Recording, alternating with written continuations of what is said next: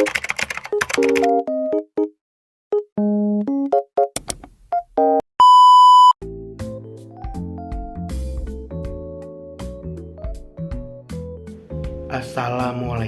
warahmatullahi wabarakatuh. Shalom, Om Swastiastu, Namo Buddhaya, salam kebajikan bagi kita semua. Perkenalkan, nama saya Adito Martogi Nathanael Siregar dengan NIM 21106111297 dari kelas Hukum Lingkungan I. Dalam kesempatan video kali ini, saya ingin membahas terkait kasus PT GDS di Sumatera Utara. Tujuan pembuatan video ini ialah untuk memenuhi ujian akhir semester kelas Hukum Lingkungan. Nah, terdapat 3 topik pembahasan yang ingin saya bahas di dalam video kali ini. Yang pertama, kronologi kasus.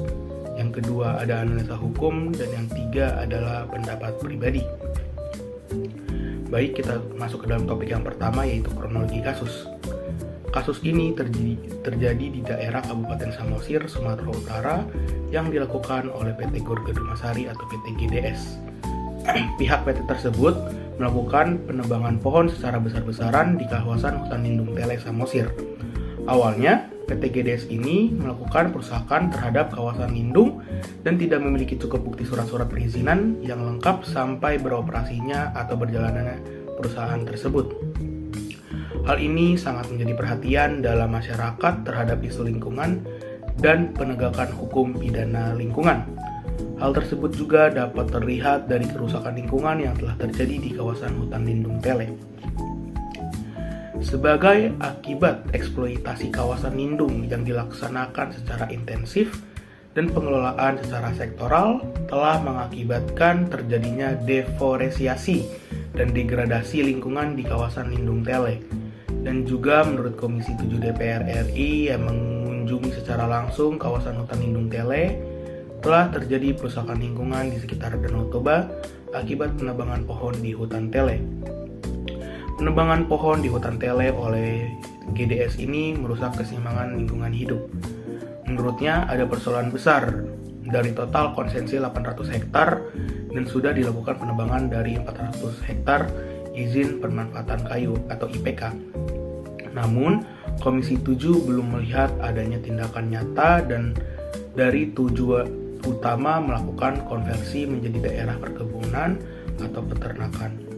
Patut diketahui bahwasannya Kementerian Lingkungan Hidup telah menyegel kantor perusahaan PT Gor Gedumasari pemegang konsensi hutan Tele Kabupaten Samosir, Sumatera Utara tersebut, sehingga PT tersebut tidak dapat beroperasi untuk sementara waktu. PT GDS ini terindikasi merusak lingkungan dengan memabat hutan seluas 200 hektar dari total konsensi 800 hektar. Penyegelan itu adalah buntut dari pelanggaran PT GDS termasuk penebangan kayu di hutan yang berdekatan dengan hutan lindung Tele.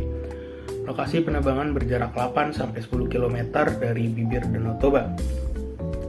Padahal kawasan hutan maupun kawasan lindung Tele yang di dalam kehidupan masyarakat Batak disebut milik pusaka tombak Tele dan dari dahulu dijadikan masyarakat sebagai tombak raja karena memiliki nilai sejarah dalam pergerakan kemerdekaan Indonesia sebagai tempat Raja Sisingamangaraja mengatur strategi perang dalam mengusir penjajah serta berfungsi untuk menyerap karbon dan antisipasi terhadap perubahan iklim serta penyeimbang daur hidrologi.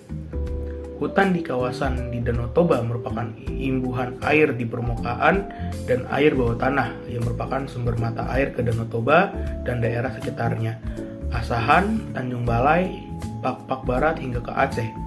Oleh karena itu, kawasan hutan dan kawasan lindung Tele perlu dipertahankan dan direvitalisasi secara mutlak.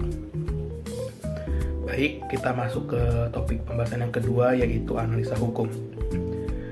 Biro Humas Kementerian Lingkungan Hidup Rabu 19 Juli 2017 memutuskan JS, Direktur Utama PT GDS, terbukti secara sah dan meyakinkan telah melakukan tindak pidana perusakan lingkungan hidup berdasarkan pasal 98 ayat 1 UU nomor 32 tahun 2009 tentang perlindungan dan pengelolaan lingkungan hidup. melalui putusan nomor 103K Pidana Sus Lingkungan Hidup _2016 tanggal 17 Mei 2017, Majelis Hakim menolak kasasi JS dan memperkuat putusan Pengadilan Tinggi Medan pada tanggal 18 Januari 2016 dan Pengadilan Negeri Bali G pada tanggal 19 Agustus 2015. Di dalam amar putusannya, Majelis Hakim menjatuhkan hukuman pidana penjara selama 3 tahun dengan didenda 5 miliar subsidiar 6 bulan kurungan penjara dan memerintahkan terdakwa untuk segera ditahan. Selain hukuman pidana, PT GDS juga diwajibkan memperbaiki kerusakan lingkungan di areal izin lokasi, kurang lebih 400 hektar di Desa Hariahara Pintu, Kecamatan Harian, Kabupaten Samosir.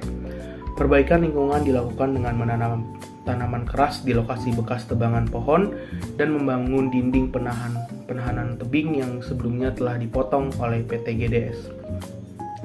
Nah, menurut saya terdapat 2 undang-undang yang dilanggar oleh PT GDS. Yang pertama ada pasal 98 ayat 1 UU nomor 32 tahun 2009 tentang perlindungan dan pengelolaan lingkungan hidup, yang dimana isinya adalah setiap orang yang dengan sengaja melakukan perbuatan yang mengakibatkan dilampauinya baku mutu udara ambien, baku mutu air laut atau kriteria baku kerusakan lingkungan hidup dipidana dengan pidana penjara paling singkat 3 tahun dan paling lama 10 tahun dan didenda paling sedikit 3 miliar rupiah dan paling banyak 10 miliar rupiah. Lalu UU yang kedua adalah pasal 83 ayat 1 huruf B Undang-Undang nomor 18 tahun 2013 tentang pencegahan dan pemberantasan perusakan hutan. Nah, isi UU tersebut yaitu mengangkut, menguasai, atau memiliki hasil hutan kayu yang tidak dilengkapi secara bersama surat keterangan sahnya hasil hutan sebagaimana dimaksud dalam pasal tersebut. Nah, setelah membahas kedua topik tersebut, tibalah kita ke topik yang terakhir, yaitu pendapat pribadi. Pendapat yang bisa saya berikan dari kasus PT GDS ini ialah seharusnya PT GDS menerapkan sistem reboisasi yang dimana setiap pohon yang ditebang sudah seharusnya ditanam kembali agar tidak terjadinya perusakan lingkungan secara besar-besaran.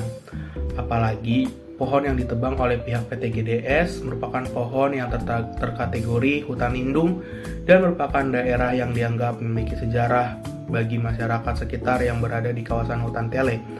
Dan hal yang paling penting juga yaitu terkait undang-undang mengatur lingkungan hidup. Dengan adanya undang-undang yang mengatur secara tegas, diharapkan tidak akan ada kasus yang serupa di kemudian hari yang dilakukan oleh PT GDS ini. Sekian video singkat yang bisa saya berikan. Selebih kurangnya mohon maaf. Terima kasih.